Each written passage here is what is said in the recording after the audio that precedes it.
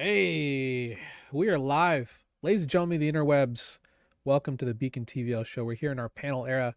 Got special guest E. Pete from Beefy. Welcome, E. Pete. How are Hey you today, Chris, sir? I'm doing pretty well. It's a little rainy today, but pretty good otherwise. Rainy out here as well in the Midwest. And unfortunately, I think there's wildfires coming from Canada or something like that. Because I mean that we've had very like my Google Nest hub or whatever upstairs says that it's like well into the 120s for the last 3 days on air quality, which is bad. So um yeah, I'm a total mouth breather today. It's kind of crazy. But even with all kinds of medication. But I wanted to ask, last time we had you on was, roughly about 3 or 4 weeks ago. But I wanted to know more about EP, the off DeFi person. Yeah, so What I mean, what do you normally do for fun? I like to keep active. I Hmm. mean, living in the great state of Florida, definitely been hitting up the beach. The last couple weekends is definitely beach season for Hmm. sure down here. Um, Not a beach day today, but actually, I just got like a really nice like disc that's kind of meant to be both for disc golf, but also can be used for just like catch.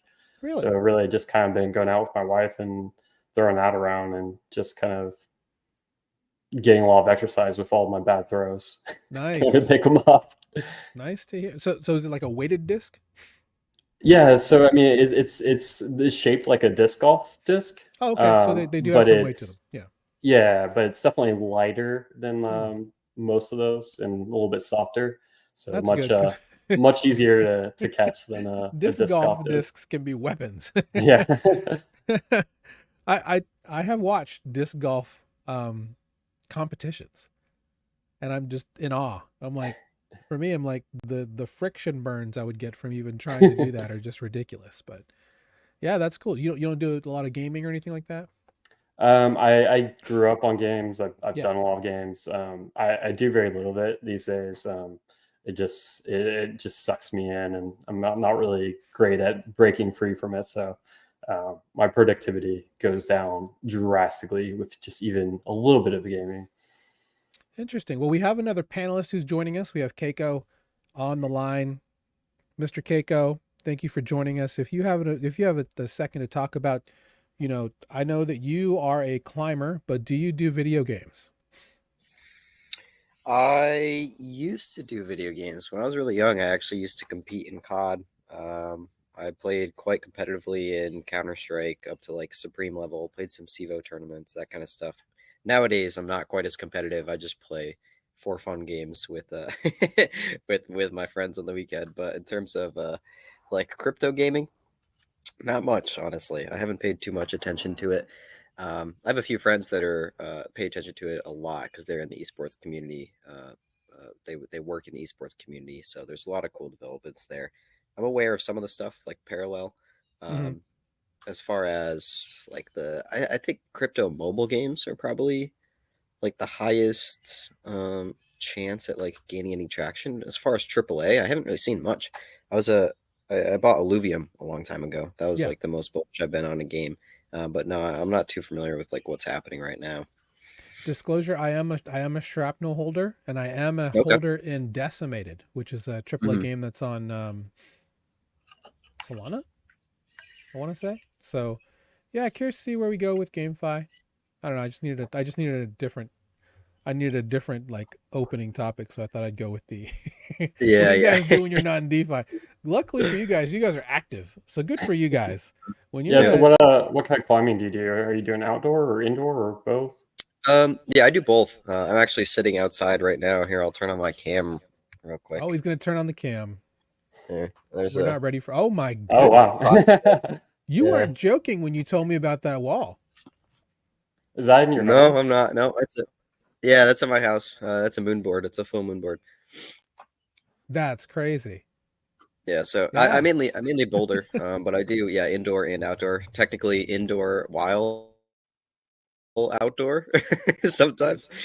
So That's sick, man. that's nuts. I love that. That I will never be able to lift my own body weight like that. So, you know, kudos to you. I'll get there though. I will get there. You know, if you can do it. You have help with your feet. If you can climb a ladder, you can rock climb. If you can dodge a wrench, you can dodge a ball, right? Yeah, exactly. We'll go ahead and get to the news. So people are like wondering, what are these guys talking about? Thanks for joining us, Keiko, and of course, Pete here for no problem. for our panel era here on the TVL show. So looking at the market, looking at the market, seems to be interesting rebounds. From a meme perspective, again, Bowden is killing it. I should have bought more Bowden. I bought Elizabeth Warren's instead. But Ponky, man, I don't know what to say about Ponky. They keep coming back. This monkey with a weird face, I guess it's the Pepe monkey if you think about it, just continues to keep ripping. Again, we don't talk too much about meme coin action here, but today is more of a meme coin show overall. We'll talk more about meme coins in here. So, looking at the overall market cap, you know, we're rangy. Oh wow. Who brought in the God candles? Yeah, Look at that that. happened like Again. an hour ago. An hour ago? Yep, it's relatively recent. Yeah. Okay. Well, I do know there's old money moving, so that might be, you know, some like, I think that's where, who knows. But there's CPI data came in pretty well, That's what or it pretty was. good today. Yeah, So. year over year we're pretty low, so that's good to see. Interesting. Do you feel good about this range, Keiko? Oh man, I don't know. My first instinct is to say no. Honestly, I'm not a fan of it. In terms of like Elliott wave, so that's kind of how I look at the market now. Is just sentiment based on the waves. So this feels like a wave 4, which basically just means it's designed to chop everybody out. And wave 4 on a very high time frame, like daily or weekly wave 4, is brutal.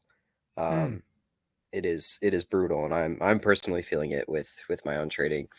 So if we continue in a weekly wave 4 range, yeah, we're not going to see any movement until like September, October, maybe late in the year, December. Interesting. But yeah, it can range quite a bit, and alts are very, very volatile right now with this range. Bitcoin moves 5%, alts are moving 20 to 30%. Yeah, look at Solana up 7.5 on the 24. It's crazy. That's interesting. It is crazy. It's way more volatile than last cycle, I think, in my opinion. Like, rather than things moving 2x Bitcoin, they're moving 5x Bitcoin, which is it's rough to look at. It's a little bit weird because Bitcoin dominance is up, but ETH obviously is still chilling around the same price. So I think next pump will realistically, we should see ETH move, but the ETF has kind of changed that landscape quite a bit. There's a lot more money flowing into Bitcoin versus everything else. And then obviously meme coins are kind of leading the market. So I've started looking at like meme coin dominance versus ETH recently, because it's kind of showing where the money is at. Is there a chart for that? Yeah, I think so. Well, it's actually just like an index of a few meme coins, like a few. Oh, I see. I was like, because if there's an actual chart for that, I'm gonna bookmark that right now and share that all the time, because you're right. I gotta find that. We're definitely in a meme coin I'll share with season. you DMs because I gotta find it first. I don't remember. No, I appreciate it. Thank you again for being here. So yeah, we move on to a couple more topics. Just wanted to say beforehand, definitely please like the stream. Feel free to subscribe. Follow these fine gentlemen on the socials. And of course, if you want to learn from the best on how to become a great DeFi investor, if you just even want to learn and understand what is DeFi, please join us at our free group, Total Value Lock TVL, school.com/beacon, completely free. Learn from the best in the business. Moving on to the next topic that I wanted to cover today, because we do have a little bit to talk about, and it kind of goes off of what Keiko was just talking about. This is from Conor on Coinbase. Oh man, look at this. I mean, this is nuts. Yeah, 1 million new crypto coins were created in the last month, which is 2x the total number ever made on Ethereum from 2015 to 2023. But look at the number on Base. Yeah. I And mean, that's we're only looking. EVM chains. That's not even I was gonna say, Solana. they gotta That's get not even Solana Solana. in on this. We'll talk more about this in the what we Crazy. learned section, but I know mean, just to, Solana is on Whew. DUNE, so they need to up their Yeah. game. Really? That's crazy. Yeah, Wow. DUNE's got Solana data. Okay. Well, we'll talk a little bit, which we'll kind of outline, you know, where we're going in that. We'll talk about that in just a little bit. But yeah, I mean, this kind of goes to show you, and we've talked about this on our calls, with capital rotation, on-chain capital. There's a lot of meme coins going on, and we've been talking about how we've been using, you know, specific strategies like with Aperture Finance and stuff like that to trade against narratives with behavior specifically on Base for meme coins outperforming ETH. So this makes a ton of sense. When we were making these calls, you know, a couple months ago, that is a ridiculous amount of crypto tokens. Now, not all of them were good, and there were quite a few rugs. But you know, with the rise of, I think it's called Rug.Fun, which is coming to Base, either it hasn't launched or it's about to launch. It's launched already, yeah. It's launched already. I Excellent. think they did over like 1 million in like the first like 12 hours. That's so it had a good launch. Well, we will look at that in the meme coin section when we get to the what we've learned section. But yeah, I just wanted to kind of frame the conversation for today. You were right, Keiko. There is a lot of meme coins going on right now, and actually, I want to bring your attention to the first comment. He actually commented saying there's 20K tokens created each day on Solana. Yes. That's ridiculous. And the thing is, and we talked about this in Denver. Just how easy it is to launch a coin on Solana with, you know, obviously you just need 3 Sol, but now with Pump.Fun, you can do it with $2. Yep. So it's ridiculous to see how much movement we're going to get here. So if you're a meme coin hunter, if you're a meme coin lover, keep an eye on these dashboards. Obviously we don't really talk too much about meme coins when it comes to allocations, because really you should just be going with 2 to 5% of your portfolio. You shouldn't be throwing the whole bag. We'll talk more about this in just a little bit, but just kind of to frame the conversation. EP, did you have any thoughts on this, just out of curiosity, before we move forward? Yeah, I mean, Base is definitely it seems like the most retail-ish EVM chain these days for sure.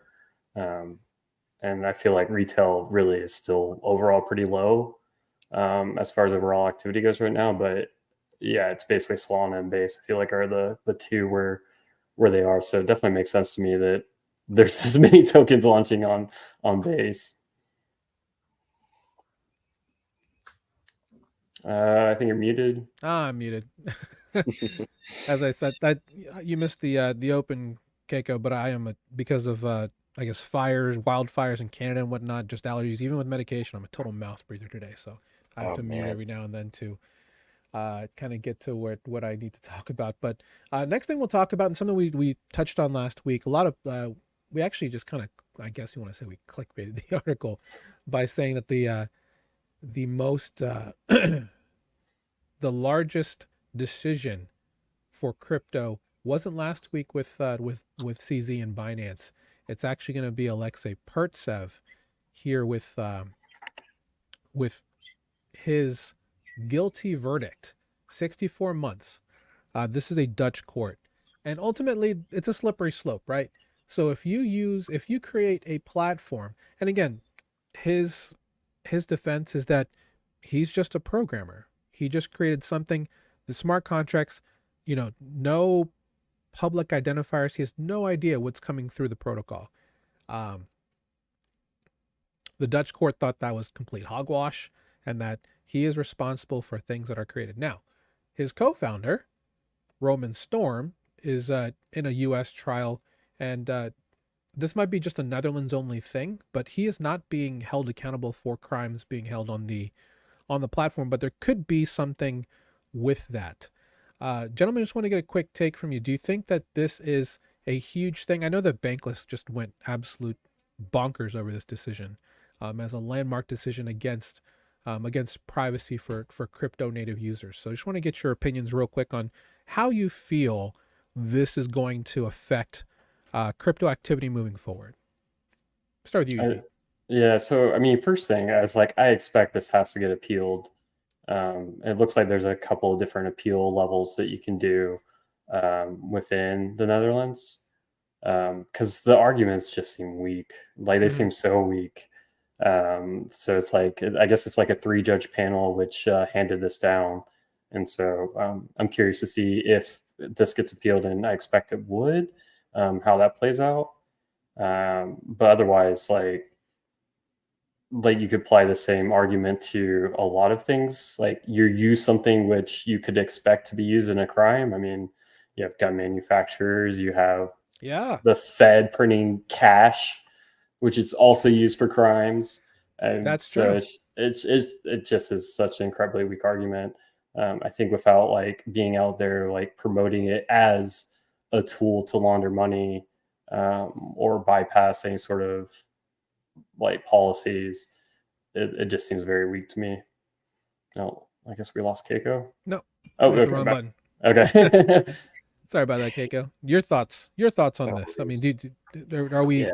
are we uh are we too bearish, or is there silver linings here? I don't know. I Pete just said the nice version of what I was going to say. I was going to say it's a load of horse shit. To be Yeah, totally honest, like the same exact argument can be made for like guns. Like is the inventor of the pistol going to be arrested and sentenced to 50 years in prison because it's used in war and killing people? I don't think and so, money and laundering. I don't think they ever did. So it's not going to happen. And yeah, I hope it's appealed. In the US, I'm pretty sure there's been very similar cases in the past. I think Silk Road would be a comparable Yeah, case, which is unfortunately didn't go the way of the Silk Road person. But there's a lot of cases in terms of like is code law, is this made with like malintent or malicious purposes? That's really the argument if it's malicious to begin with, and if it's not, and it's just a clear tool, then they can't be proven guilty because it's not beyond a what is the I forget the legal term for it, but there's doubt, so sure. therefore Reasonable they're doubt, right? not guilty. Yeah, reasonable doubt. And the reasonable doubt is simply people should have privacy in their transactions. The bank system is private, so why should there not be a financial system in blockchain that makes transactions private? Yeah, and That's for the like the most part, easiest it's argument right pseudonymous, there. right? I So mean, people can identify exactly. who they are, but you know, I guess for me, we're looking at things like Alio, some of these other private ZKs that are coming up. Hmm. Um, will they get regulated? I mean, they're not technically in the U.S., so there's Yeah. that too. Uh, yeah, so moving forward, it's like how private should your transactions be, especially in a place where you're not you're just an address on a blockchain in a ledger. Hmm. Um, how private should that be? And should there be the existence of these quote unquote mixer protocols that allow you to maintain this privacy? Um,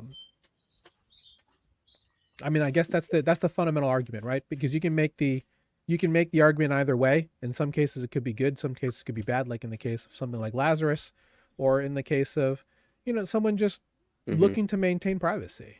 They use other things like Secret Protocol or Oasis or some of these other private blockchains that promote privacy. Hmm. Should they be punished for using the same type of tools? And I think, of course, the answer is no. Yeah, I think privacy is definitely a human right. Absolutely. And just So because important. it So aids important. in the ability to conduct crimes, it's like the crimes are the crimes. The privacy is not the Yeah. crime. Yeah, and they don't code for this, right? You don't code for things like this in context, right? You're just creating Yeah. tools. Are people going to game the system and use them for bad things? Most likely. Um, and really, I think the context, for at least for the Dutch court and the panel, they all have their opinions. Is that they should Mhm. have put in more uh, controls to prevent such things, even though you're in a system where frankly, you don't know. So I feel like any sort of kind of like means testing, because like you see this like with any like kind of social program, it's like there might be like 1% of the people that receive something from that social program are like don't need it, but they want to kill the whole thing, which hurts the 99% who do need it and are like actually a fit for it. I mean, I just think it's like any like public good, like of course they're going to get abused, but this doesn't mean we shouldn't have public goods. No, it's true. Absolutely. We'll put a pin on that. Will actually have full panels on privacy in the future, but this was a landmark decision. Um, I believe there are some DeFi fundraiser type things for Mr. Pertsev's defense. If you're looking for the appeal, I think Juicebox is one of them. I think that's the Twitter handle that's handling that. So feel free to look that up on socials to find out more about that. But this will not be the last we hear of this case, and nor should it be. There should be active conversation about making this a regular thing that's available to all people, not just certain people. But speaking of things that shouldn't be available to all people, let's talk about a recent exploit that just happened yesterday. Something that we had been following since last night. We don't actually talk too much about this protocol in our group, so that's why we didn't really sound the alarm. But looking at the ripples, maybe it's time to at least let people know if they have exposure in this case, and that's with Sunny Finance. Is that correct way to pronounce it, EP? Is it Sunny or Sun or I guess we don't know. Sonne? Not sure. But yeah, I did see this come across the wire last night around dinner time in the US. Originally it was just a $3 million drain from what I saw. I'm like, okay, it's, it happens. And then when it ballooned to 20 and it started, you started to see the ripple effects. And I'm in a couple of different groups with different founders. A couple of them are very frustrated with Sunny because of the type of exploit that it was. This was done at the governance layer, much like Beanstalk from last year, or maybe it was the year before that. Governance layer attacks are interesting, especially here in DeFi, because it's a permissionless and trustless system. So, just like on regular VE3 protocols, anyone can make a pool. Anyone can do something like this if there's a market available.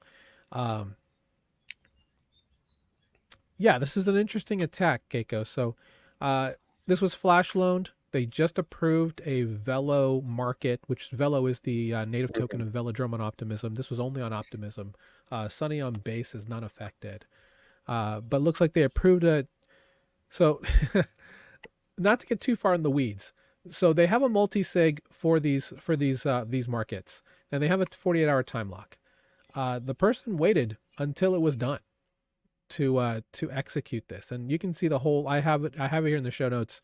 It's very in the weeds as how they did it, but they waited for a specific amount of time, knowing it was going to be exploited, and it's a known exploit. This donation exploit, it's a compound fork from ETH mainnet. So just wanted to get your thoughts on this before we go to EP, because I know that there are some ripples on BFA.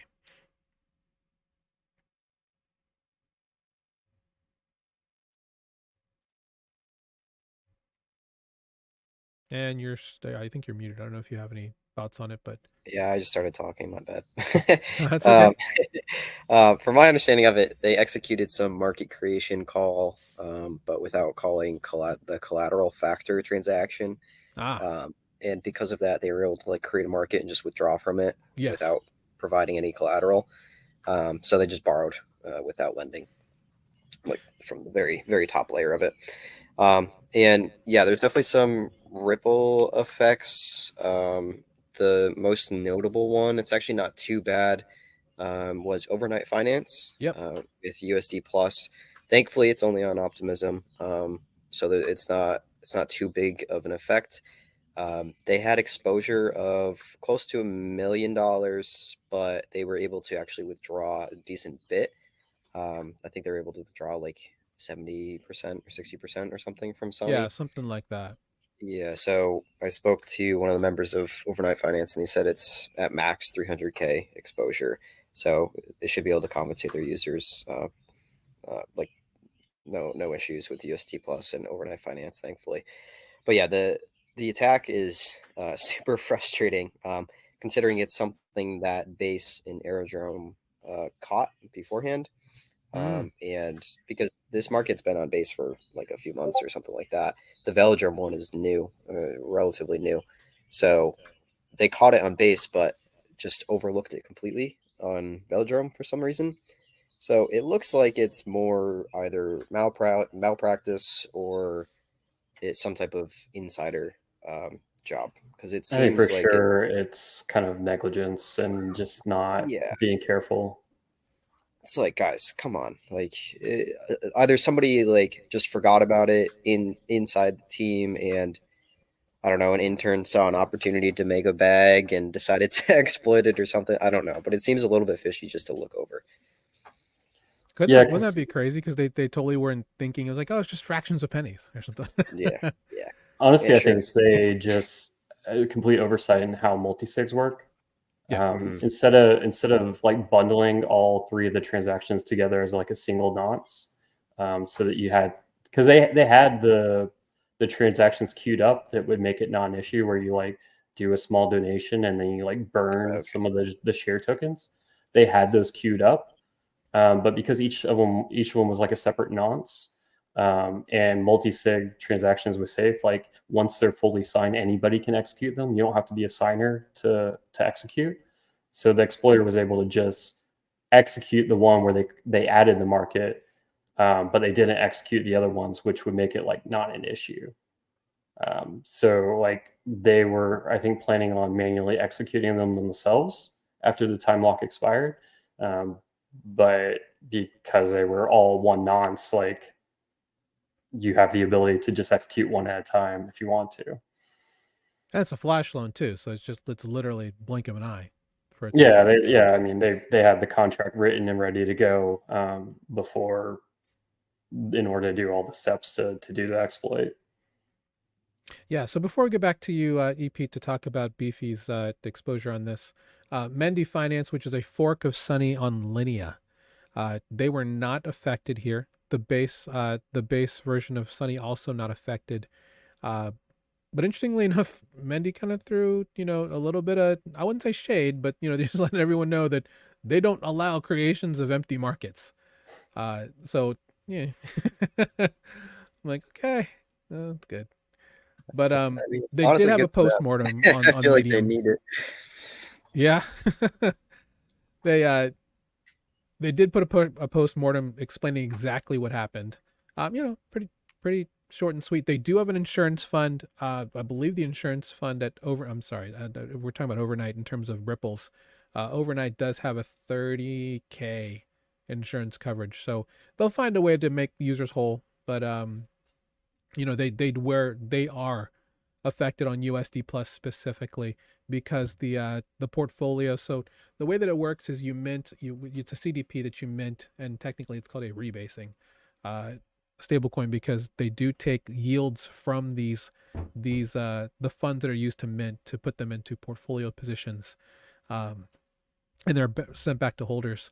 As you can see here, quite a bit more than, looks like 75% of the funds are in a Sunny vault. So yeah, pretty big chunk that's exposed for them there.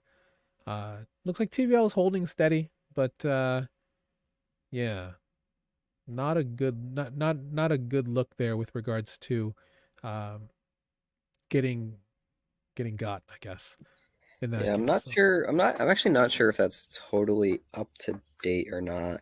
I think the main exposure is the Sony USDC in the yeah. Aave. Um, so yeah, it's not too bad, but again, Oh, it's I guess you it know is 50 it's a 50 there if you look at it that way. Yeah. yeah. I think it's just those two. The ETS I think is okay, but I'm not totally sure. I can't confirm that. Yeah. Either way, bad exploit. Hopefully they can, come back from this. Of course, it's one of those things where code gets stronger once you manipulate it and exploit it. So hopefully they get past this and things go okay. Other protocols, from the Byte Masons, Reaper.farm, Ethos Reserve also affected a little bit Urine by as this, I'm well. sure. And I'm sorry, who? Urine as well. Urine, yes, I yes, of think course, Urine. they had about 1 million. Wow. Yeah. So ripple effects, right? The butterfly effect, of people using lending AMM vaults, from all around. So just be careful, check your exposure. Check with your local communities if you happen to have exposure to some of these on Optimism. It's just on Optimism. So keep your eye out for that. So back to you, Pete. On you mentioned that you guys were able to push the button on quite a few vaults for Sonny on that are exposed on Beefy. So if you can talk about a little bit about that, that'd be great. Yeah, so we had 5 active vaults on the platform, and the LUSD and USDT vaults were the ones that we weren't able to, and the ETH vault as well, but the ETH vault had very little TVL. So really, it's kind of the 2 vaults which we were not able to panic. They were already like illiquid by the time we tried to panic those vaults. And so when we panic a vault, what it does is it's really on the strategy, but basically we just withdraw the funds from the underlying platform. So we were able to do that with like 2/3 of the TVL that we had built on top of the platform. And is that normally held? Like it's just held, right? Yeah, it's just in the strat now, and anyone can withdraw that has the vault tokens for it. Okay. So like it's isolated. So it's like those 2 which we weren't able to panic.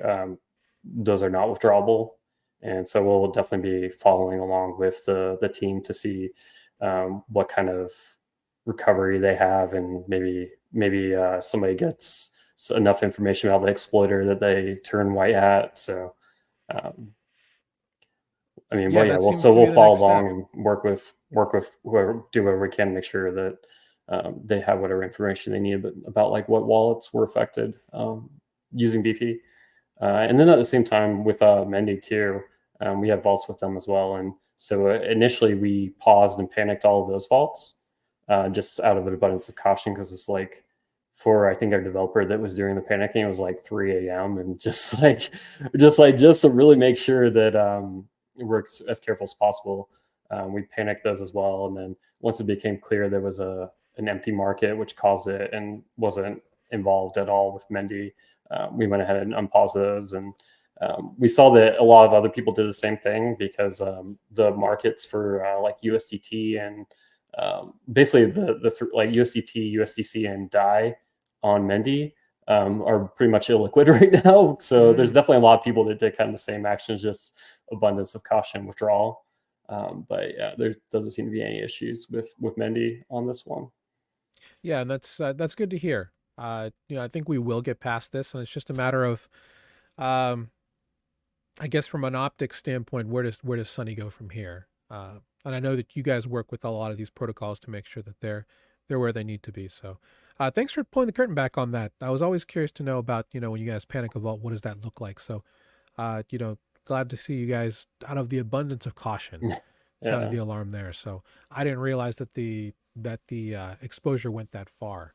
So yeah, I mean, because money market accounts are really like enticing to build on top of, because you're able to do single token exposure and no IL, and there's a lot of users that want that. So usually they get a lot of TVL, and a lot of people build on top of it, and especially if you like want to do like looping strategies to like try to get extra farming done and everything. So yeah, anytime there's a lending market which has an issue, there's usually a lot of protocols which are affected by it as well, or building on top of it.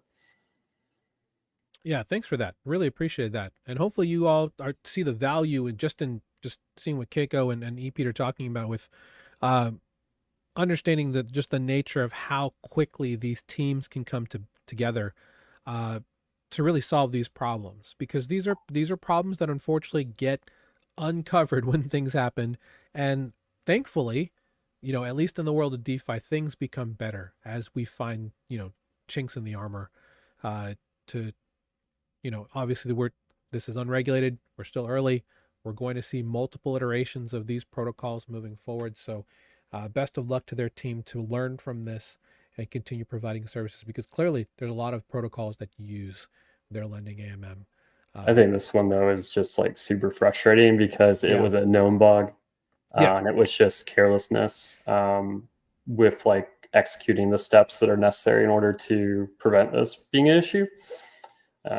So yeah, that's really super annoying. Yeah. Like I said, hopefully they learn from this, and hopefully others that possibly have projects that are built off of the same code or run the exact same way can learn from this as well. But let's see. Let me get back to where we're at here in our slides. We're going to talk next about Infinex. Infinex is a new protocol put forth by the founder of Synthetics, which is COINGECKO, and ultimately $60 million in 2 days of deposits on various blockchains. Those are going to be ETH mainnet, Solana, Optimism Base, Polygon, and Arbitrum.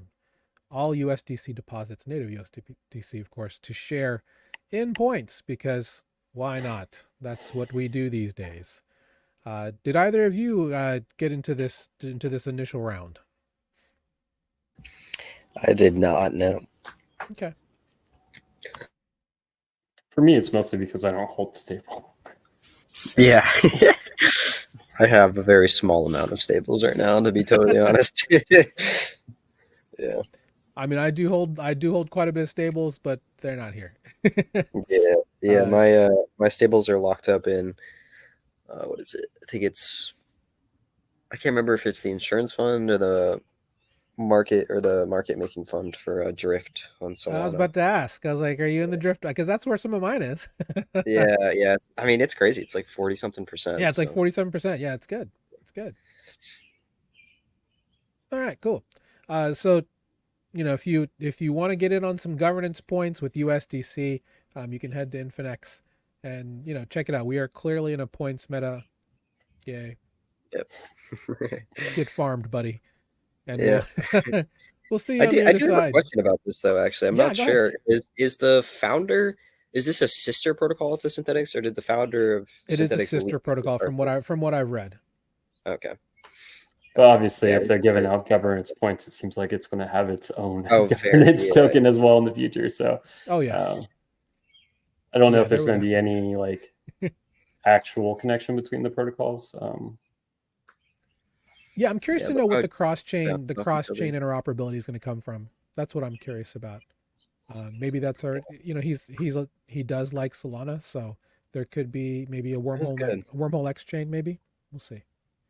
It is good, honestly. I feel like a lot of this is kind of just like, I just thought of this because it's been in the back of my mind for a while, but I haven't fully thought about it. It's there's a lot of like EVM protocols that I don't know if they just haven't thought about integrating with Solana, or if they just hate Solana users or something. But there's really no reason for protocols not to try to expand to Solana, especially with like Neon and Monad coming up. Like Neon's already live, but being able to access the liquidity on Solana for a lot of these protocols that have been around for like a long time seems like a no-brainer to me.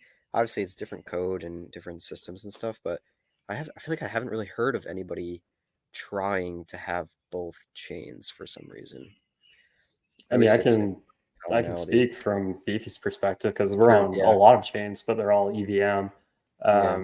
Like I think for us, like we just have such a high standard of security that we know what we need to look for in Solidity contracts, and especially as it plays with like the EVM, and being to that same level of confidence and security on Solana, that's basically where the barrier comes in.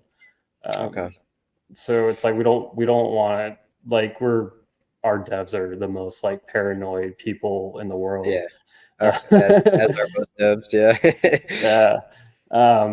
So it's like I think like it was not to say like that we're never going to deploy on Solana. Wesso, who's our lead developer and lead like everything, he actually attended a Solana like hackathon earlier this year.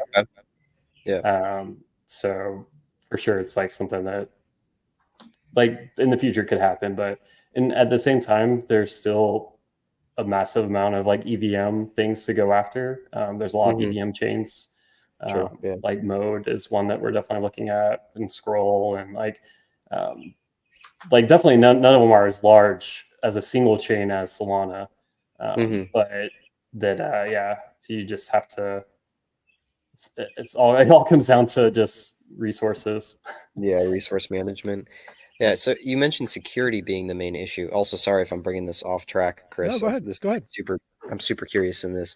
For Solana, if are the security concerns mainly with the language itself? Does it have to do with infrastructure? Does it have to do with like time live? What's the main concern? I can't speak to this 100%, but the takeaways that I get, because I'm kind of more operations, I'm not Yeah. really like a facility dev or anything of that nature. It's just that like basically it's like I feel like being a smart contract developer is like being an encyclopedia of every exploit which has ever happened, Yeah, that's fair. and knowing what that looks like. So I think it's just maybe not being familiar with like what those same conceptual exploits look like on a code level. Yeah, kind of fear of Within the unknown, the Rust new smart ecosystem. contracts. Yeah. Gotcha. That's super interesting. I do think we'll see more of this with the movement L2s. Or the L3s are coming with, I guess they'd technically be 3s. Well, maybe they're 2s. With movement becoming an AVS on eigenlayer. You also have stylus with yeah, stylus with Arbitrum. Arbitrum, correct. Yeah, where you can go with multiple languages to deploy, which has brought down fees quite a bit for them overall. Yeah, I do think that's definitely going to be something we're going to see. I think Say and Monad are just the tip of the iceberg with regards to things like parallelization and using different VMs for performance. I think it's also product market fit. So if it doesn't make sense to do that on that chain, then maybe that's the thing too, based on the protocols and what they have going on. So I think for us too, since we build on top of other protocols, it's like are there protocols which lend themselves to the money Lego kind of concept that we can really kind of build upon? Because like, I mean, Blast is like it's just points everywhere. It's like there's no we can't compound points, so it's like what do we really have to offer by deploying on some of these blockchains? I would love if you could get into like Kettle, where they're doing RWA with like watches, compounding points. Compounding when watches. When does the line get drawn between points and dollars? That's a great question. That's a great question. Well, could we make the argument that it's possible that possibly that most of these apps just become L3s, honestly. And the reason for that is our next talking point, which is that Lens protocol is going to be migrating to zkSync from Polygon Proof of Stake, or POS, because they're going to become a zkSync hyperchain, which is their version of their zkSync era stack. Or it might be, I think it's era, not light, where you can use zk's to create a using their stack for zero knowledge settlement and rollups. So this is interesting. This is, I think this is Avara, which is the umbrella company of Lens, with Aave and the other things that they have going under, the Avara umbrella. This is Steny Kuleshov, and interesting to see that they're looking to. And by the way, these frameworks are Validium, so you can just plug them in right away, and they should work just fine with EVM, much like Linea is. So interesting to see that. I think first, and for anyone who's not familiar with Lens protocol, anyone can go get a .lens profile, but it was a social media network that was only available to specific users. So, but now anyone can get one. So social media, social messaging, social culture, I guess, in DeFi through Lens is going to be pretty big to a degree. And I do think having a fast network that's also private, with zk with zero knowledge proofs, I think could be interesting moving forward. So I guess my question to you guys is, at what point do we start seeing just more of this happening? We saw that with with Synthetics wanting to build their own chain because they wanted to mix it up and get more performant combinations for what they wanted to do. We'll start with you, Keiko. Honestly, I think it's kind of the natural progression of it. I think that's pretty much what Avalanche wanted from the beginning, is it not? So that's kind of what they programmed it for. Cosmos also, the entire Cosmos ecosystem, like most protocols, are their own little app chains. So I think it's kind of natural for this to happen, because ultimately for things to scale, if the parent chain is not going to increase in like finality time and TPS and that kind of stuff, how else are you going to get that performance? You're going to have to make your own chain and make your own performance, basically. So increases resources. You can scale it to exactly what you need it to do and not have to worry about other protocols or new narratives popping up, taking up the bandwidth and whatnot. So I think it's kind of a natural progression. Whether it's the better solution or not, I have honestly no idea. Or we'll see how that plays out. Because in the past, I mean, Cosmos and Avalanche don't have too much traction right now. They're not really being talked about. Not to say the tech is bad, it's just not the shiny thing at this moment. So who knows? But I do think that it is the natural progression of things. Yeah, I agree. What do you think, EP? Yeah, I mean, we're not going to get fewer blockchains going forward. So, What? like having to think about ways which they can you can bridge, like, and use them kind of all sort of at the same time, like, um, just for the user experience. I think it's something which is kind of necessary. And so I think being a social platform, like, you have to have user experience be really strong to get any sort of usage, because for the user, I mean, basically the user experience is the only thing that matters. Like, um, there's not, like, they really don't, I think, care much at all what's under the hood. And maybe you can't speak to this, but I'm wondering, is there such a thing on the roadmap for Beefy as a service? If let's say that everything moves more to this modular, tons of app chains. I mean, your UI is going to be crazy if there's 45 different app chains to go to. Yeah, I Type mean, of thing. we'll definitely see. We definitely have talked with Layer Zero a lot about just kind of messaging and being able to do cross-chain stuff. Shell Protocol actually very Yeah. recently, they just announced that they've now enabled cross-chain zapping from vault to vault, which is really, really cool. So it's like, yeah, for sure. I mean, there's just one thing after another. There's always something to work on. So Always something to work on. Yeah, thanks for the insight on that, from both of you. And we'll go ahead and move on to the last part of the news, and it's really just more of the just the laughter of it all, because if you can't laugh in this space, what can you do, right? Because there's tons of memes, but what about the idea that various teams and crypto logos as Taylor Swift outfits? And of course, we have Oh my Uniswap, god. we have Margin Fi, DYDX. Oh, Aves is pretty tame. Wow, I've never That's seen so that one. funny. My wife never watches this show, but my kids do every once in a while. They're gonna laugh when they see this because they're huge. They're huge Swifties. We were fortunate enough to go to the opening night in Glendale for her Eras tour. So, um, I was like looking at this. I'm like, "Where's Beefy?" And I was like, "Beefy would yeah. be cool." And then I just saw. I'm like, "Oh nope, I was wrong there. The Beefy has just gone ahead and just did it." Love it. Oh my god. I'm just like, I was like, "What's Beefy gonna look like?" Oh, there it is. There it we, is, dude. we always have Doja Cat too. There you go. Yeah. Exactly. Hey, I love that. So just wanted to kind of bring that up because I just needed a good laugh. And you know sometimes protocols can be fun, and I love that protocols can laugh at themselves and embrace this. Like, I think on the comments for most of these people were, "Oh, Blast is so boring, looks like points." Yeah.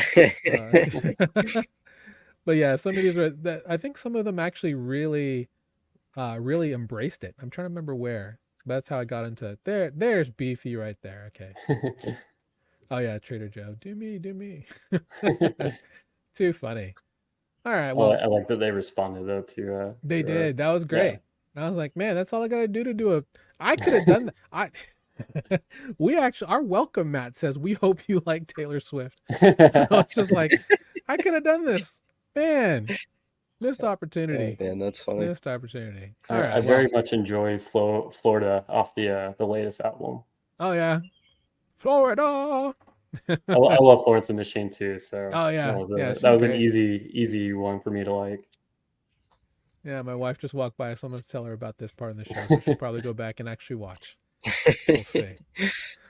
Before we head home, we'll talk a little bit about meme coins. We started with that at the beginning of the show, talking about how much meme coins have been generated over the last last couple of months. Because if you think about where this season may have started, um, I mean, we're looking at Thanksgiving weekend, I think, is probably when Solana first started getting ramped back up, with Omni, with Dog with Hat, Used Car, Boop on Arbitrum, Degen on base, things like that. Although I know, Brett came before Degen, but um, for those of you, and this is really more of an educational part, who don't know what a meme coin is, uh, yes, we do call them shitcoins. But the truth is, they rely on meme-related behaviors to become what we call moonshot tokens. And if you don't know what a meme is, if you just aren't in with the culture, it's nothing more than just a piece of culture or information, meaning like media, like pictures, songs, whatever, an idea, or even a style that's often satirical, humorous towards some type of uh, joke, and it's something that's easily to remember and replicate. We actually use them here in our mastermind, in our free group. We do things like we talk about don't be a civilian. That's one that we talk about when we talk about memes. We also say things like don't trust, verify. Liquidity begets liquidity. Are you a smart investor or are you a degenerate gambler? They're helpful to help remind you of things in a way like an earworm works with music, right? You hear an earworm and you can't get it out of your head. That's what these memes and these meme coins rely on to get the hype needed to push the price both up and in some cases down, depending on what's going on. So the reason I bring this up is because on pump.fun, which is that literally pump.fun, it is a let me turn off the animations because they will cause that will cause a seizure. You also don't know what'll pop up on that screen. Yes, I so do have NSFW off. yeah. We definitely needed that. But the thing about this is it's literally just a spot where you can start a new coin. The good thing about pump.fun is that it's not technically a rug pulling platform because they are launched with no liquidity other than the price discovery that people launch it at. So as people buy it, it moves up and down, and depending on where it ends up on the risk curve, I think if you reach a market cap of 69K, then 12K liquidity is then deposited for some reason in Radium and burned, which is fine, Yeah, Radium's the easiest. So I've looked into this a little bit, and it's super annoying. Radium is just the easiest and cheapest to deploy on. Yeah. Because Jupiter costs quite a bit, and you need to seed with quite a bit of liquidity. Yes, so you need like 69K 650 or something like that on Meteora too. Yeah, it's just quite low. So Radium is it, and unfortunately, it makes the Radium platform almost not usable. Yep. Just like from the UI perspective. So you have to use Radium through a third party, like a trading bot like BonkBot or Photon or anything like that. Or even something like Bird Eye or something like that. Yeah, you have to trade through these other tools in order to use Radium, which makes it very annoying. But if we're looking at the revenue that they've made, and this is like double than what it was when I looked at it yesterday. Crazy. I mean, and daily revenue is well over 100,000 for quite a few these days. I mean, this thing is making money, and this isn't the only one that's out there. There's Start Cooking, which is on Cosmos. That's literally a fork of Pump.fun, and then Rug.fun just launched on Base. So you're going to see tons of these meme coins coming out on the market. I don't expect to see vaults for these on Beefy at all, Pete. And I don't. Are you much of a shitcoin connoisseur or no? Okay. No, I'm too mid curve. No, come on, man, do it for the culture. Do it for the culture. I was awake pretty close to like when the Roaring Kitty tweet went out. I was like, oh, I should buy some GameStop, and of course I didn't. And then I watched it like 3 or 4x or something like that. Like, But I mean, My attention span is so small to where I saw the tweet come out live. I entered like GME, the meme coin GME on Yeah. Solana at like 4 mil or something, and then I sold at 7, and it's just like my attention span is so small that I couldn't comprehend that he tweeted at night and everybody was sleeping and nobody had really even caught on yet. So it's this market destroys your brain cells. It's not good. Did it one of them rugged? I think it might be the ETH version that rugged. But Yeah, I think the ETH version did because the Solana version ran to last I checked was last night. It was like 120 mil market cap. wow. So yeah, it ran hard. It breached its all-time highs. I mean, we have quite a few meme coins kind of listed. Yeah, you do. But they what's really annoying is some of them have like meme contracts where with like weird kind of transfer fees and just all these Like other transfer ridiculous tax and things. stuff. Yeah. Because we were looking at like Boop, but that one's got some weird kind of transfer, and when you are compounding things and building it up over and over, like lots of transfers happen, and like there would be nothing left by the time you do the compounding. Yeah, I guess so. I mean, you guys, the ones that you guys have, like Dog and Me and Normilio and stuff like that, have performed pretty well. And they still, even if they're memes, they still have to pass our security standards, and obviously a lot of them don't. With having like what? Why not? with their upgradable proxies that are owned by an EOA, like it's like, no, we're not listing that. Like there was one that we didn't list. I'm trying to remember which one it was that like other protocols listed. It's like, okay, well, they clearly don't have the same. And I feel like it was our discussions with the team that's like, no, we're not going to list this unless you put a time lock on this or something like that. And then it was like within like 12 hours, I think they rugged. Like, oh, no. it's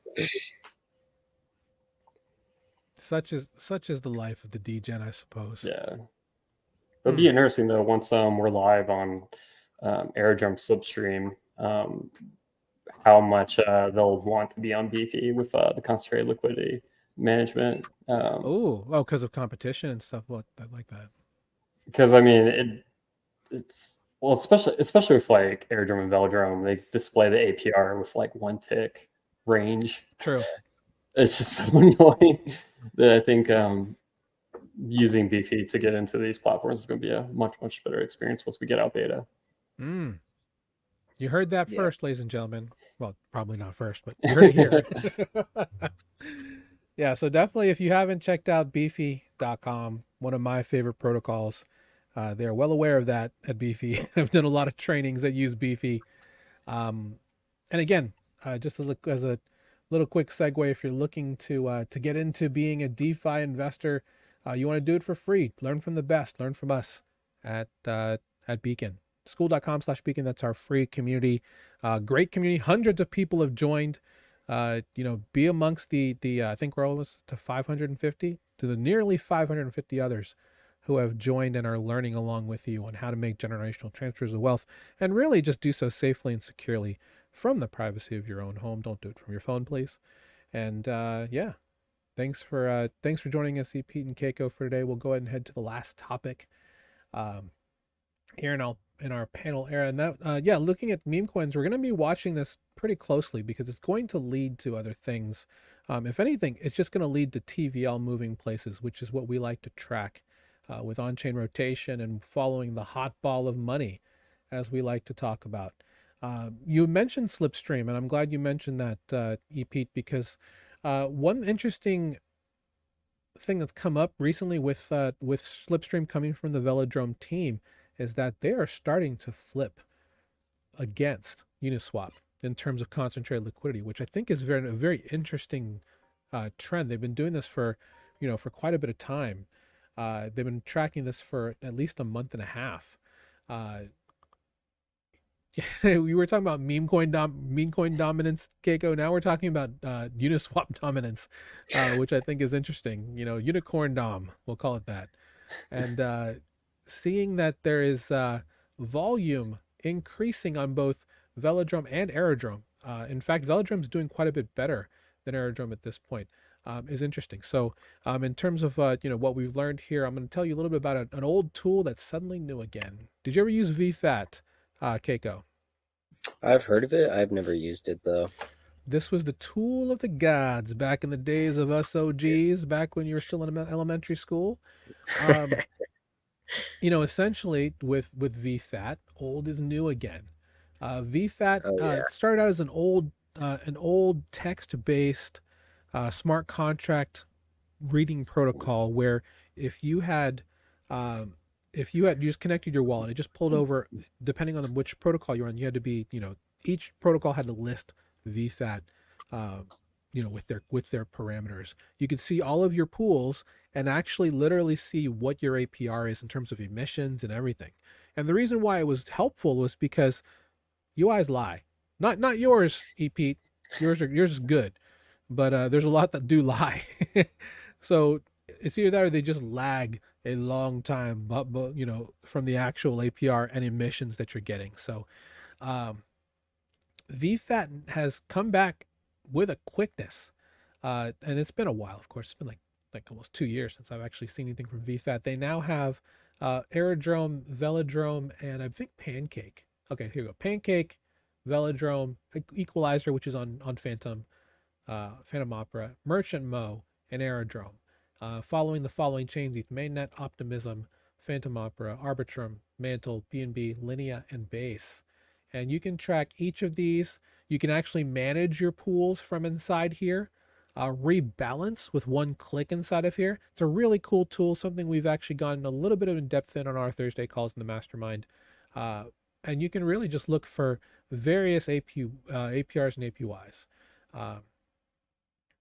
I will say, I often get the question, are these rates real? Yes, they are, ladies and gentlemen. So if you're looking to get into a position, again, this is concentrated liquidity. You do have to, mind your P's and Q's with this stuff, be pretty careful about it. They don't have a lot of automated stuff yet, but they will get there, and VFAT will also follow along. So if you're looking for some tools to get into, I've been stalking all of these for the last 3 weeks. And actually all these are not concentrated liquidity. Yes, you're correct. The ones that are the ones that are going to have the percentage by them. Mm-hmm. Otherwise, just a regular legacy Uni V2 style. But if you're looking specifically, and I can do that, let me just click on the concentrated, the blue bubble. You can see all of those. And so obviously by this Uniswap dominance, we're early. Simple enough. We're early. So you're looking for some alpha, here's your alpha. Check out VFAT. Get in on these slipstream pools, get some yield before, as you can see. For sure, a fantastic way to self-manage it. Yeah, absolutely. And then just wait a little bit, and then you can let Beefy just automate the whole thing. You don't have to manage it at all. There we go. Is that USDC my pool legit? It's got 6K TVL. Yeah, it's got 6K. Yeah. I was gonna say that must be left over. I thought they got rid of that or something. Depends. I don't know, because I think my is still depegged on Optimism. Yeah, it is. Actually, I think mine's been depegged for like 5 years. I think they I think they restored the peg on Polygon and some other chains, but I think Optimism is the significant one for still being depegged. Yeah, I figure order of operations will be Polygon based and everywhere else. Yeah. I thought Veldrome like delisted my pools for some reason. Maybe that's just like leftover since it's reading from contracts. I could be wrong though. So what are your thoughts about this tool? They definitely have the ability to kill the gauges. Yeah, they definitely do. So what is everybody's thoughts on this tool? Just out of curiosity, from first glance, useful, not useful? Pretty nice. It's very functional. Like it's very simple. Like you can filter things very easily. Look at your specific pools, and as long as you can trust in the values being correct, like it's better than looking at Veldrome and Aerodrome's UI.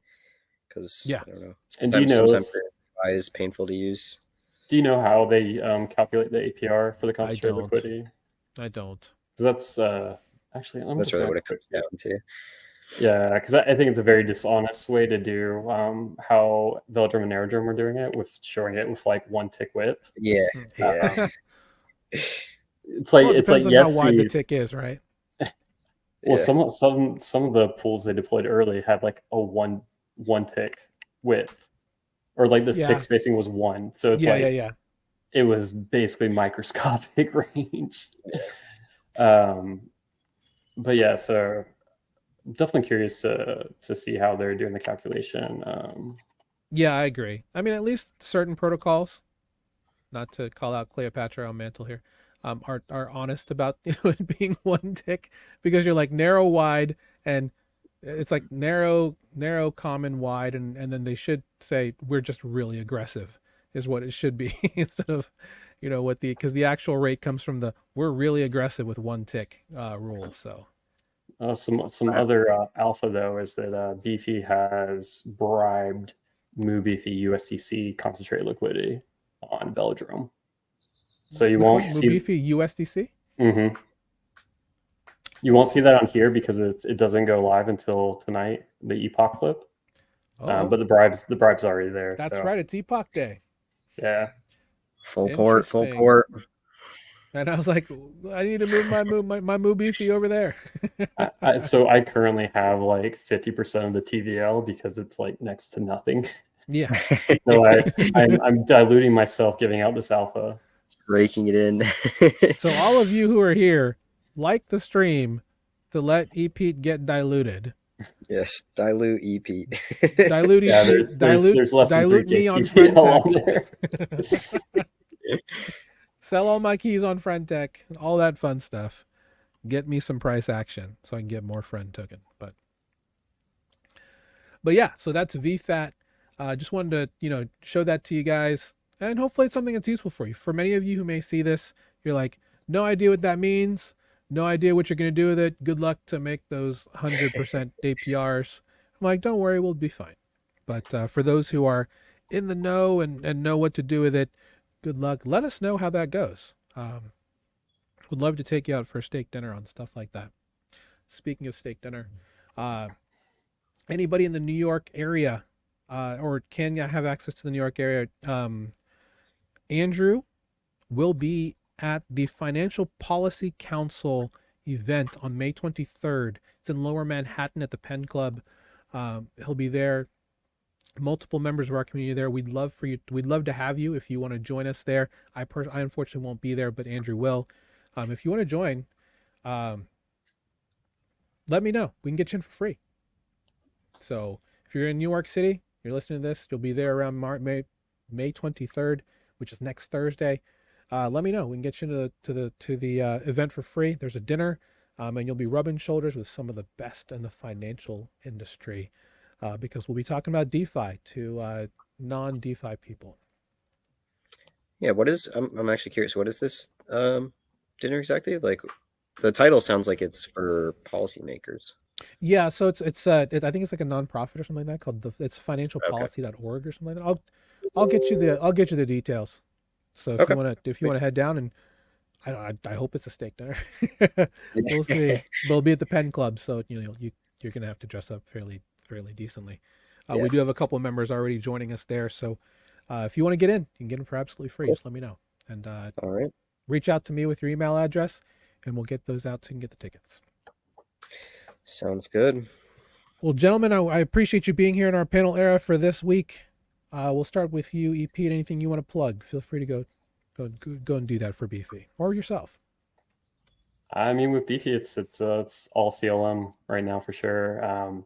We are very close to actually having the profit and loss component ready to go on the CLM. So keep an eye out for that.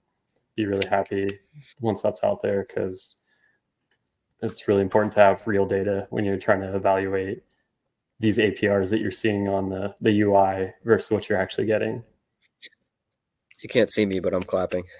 Yeah, that's been feedback. Yeah, because we actually built out a subgraph specifically for this so that we could provide all the data down to full granularity, including like changing quantity of tokens and everything. So it's actually even more detailed than we have for our standard vaults. No, that's amazing. That is amazing. So thank you for that. So soon. TM. Soon, TM. Keiko, anything you want to plug, sir? Appreciate you being on the program today. Oh man, I got nothing to plug. I'm a Okay. lone wolf. I guess I my climb Twitter is things. 0xKeiko. No, I'm not. I don't have any. I don't have any coins to pump. I guess tokenized attention, buy meme coins, don't overinvest. There we go. Other than that, yeah, thanks for having me on. Glad I could talk with you guys. Also, pleasure to meet you, EP. I don't Yeah, know if were you at ETH Denver? He was. yeah, it was. Okay, I might have walked up to your guys' booth and said hi. I think I was. I don't think I was talking to you though. I think you were talking to somebody else, handing out shirts or hats or something. But nice to hop on a call with you. Longtime Yeah, supporter of DV. Been using you guys for quite some time now. So I just hit you up with a follow too. sweet, thank you. Excellent. And you can follow us, of course, at Beacon DeFi on YouTube and Twitter. And yeah, we'll be back next Wednesday, 1 p.m. Eastern, for another episode of the Beacon TVL show with another panel. And hopefully these guys will be on regularly to continue that tradition. So have a great day, everybody. We'll see you next time. 07. Don't leave just yet, guys.